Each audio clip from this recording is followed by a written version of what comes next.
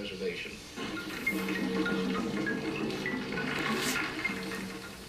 While early television often served up the outrageous, it was also beginning to provide something more objective, the news.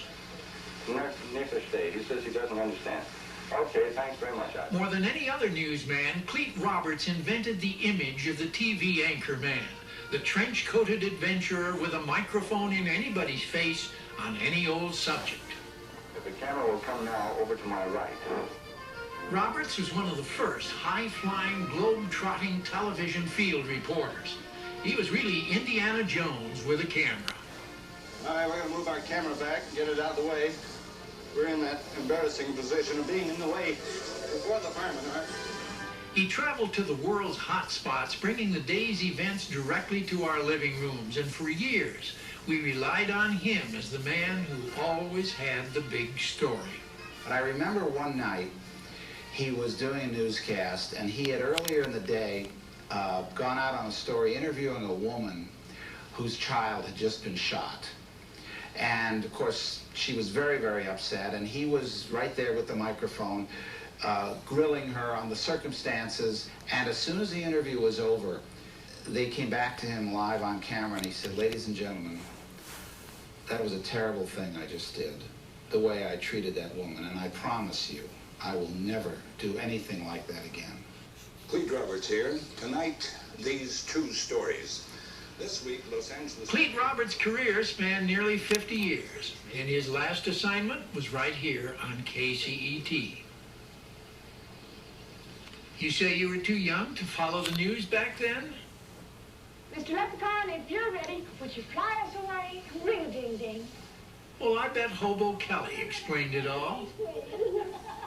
Come on now, laugh and be happy, and the world will laugh with you.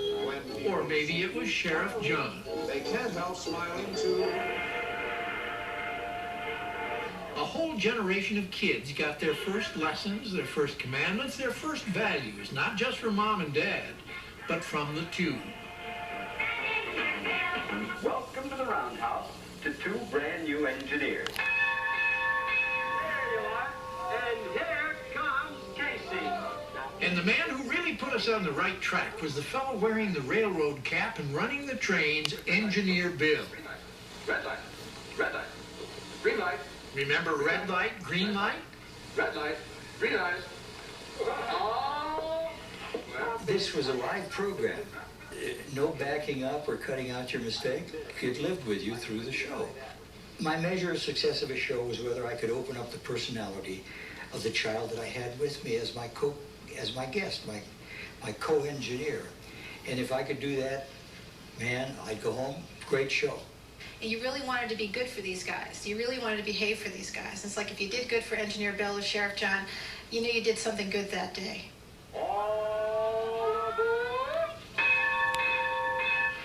But in 1966, the milk ran out and the Cartoon Express reached the end of the line. When today's kids go channel surfing, they'll find that Engineer Bill has left the station. Some voices and faces that aren't here anymore, but you know, I can hear the younger generation saying, well, that was then and this is now. And you know, they're right. The past is a beautiful place to visit, but you really shouldn't want to live there. So let's reset our watches to now. Let's do an update on the things that aren't here anymore. Let me begin with Spade Cooley. In 1994, a new CD was released featuring Spade's greatest hits, including his smash from the past entitled, appropriately enough, Shame on You. Corriganville, the old Western movie ranch, is pining for a comeback. Fundraising efforts are underway to rebuild the Wild West town and revive the tourist trade. The great new Civic Arts Plaza in Thousand Oaks is precisely where Jungle Land used to be. Mr. Goebel paid $50 for those 20 acres. They were later purchased for $17 million. The only hint of the old place is the Jungle Land Cafe across the street. But the big bronze lion that used to sit in front of Gay's Lion Farm now rests proudly at the entrance of El Monte High School.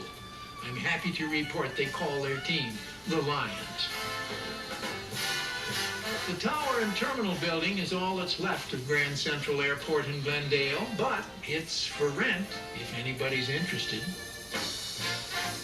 The great white steamer SS Catalina is now docked in Ensenada, Mexico, hoping to become a restaurant. While the old brown derby sign is on display at the Track 16 Art Gallery in Santa Monica. Where Wrigley Field used to be, there is now an amateur baseball park.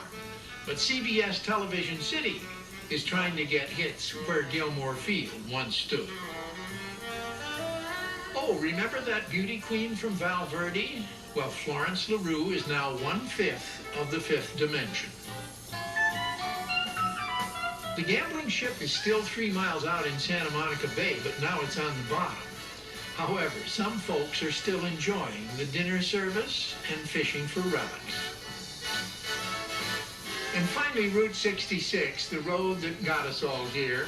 There is a nationwide movement to bring the Mother Road back to life. Many sections of it have been repaired and reopened, making it a bona fide tourist attraction today.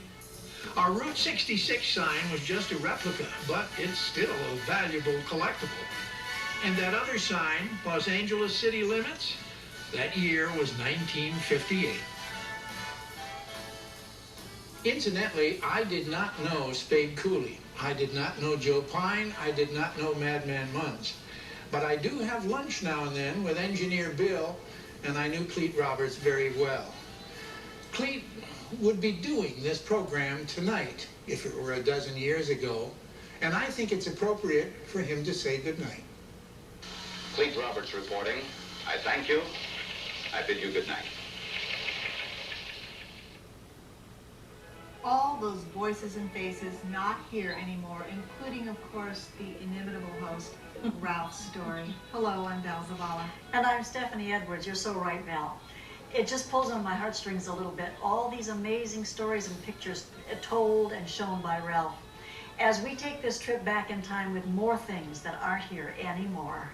And you know, it was so sad to lose Ralph. He was really a gem, and there's no one that's really replaced him in any way on Los Angeles television. He is now the icon who is not here anymore, and it sounds almost like a cliche and plotted, but I thought of it today. He is the one now who's not here anymore, and he was unique. Thank goodness I was able to work with him. You did? These were the last 2 programs that he produced. You executive produced. That's right. It was a real pleasure, but I hardly had to do anything because he is such a pro, and you can't touch his writing. There's just no rewriting Ralph's Story, as you know. That was one of the great joys of working with him. So I'm very thrilled to be here celebrating KCT and great programs like More Things That Aren't Here Anymore. And now it's time for you to act. Donate to KCT because it's your financial support that enables KCT to bring programs like this into your home. Shows like More Things That Aren't Here Anymore is what KCT is all about. So please do donate to KCT right now. Call 1-866-523-8200 or go online to kct.org and we'll send you these terrific gifts. Did you ever head downtown to ride on the Angels flight?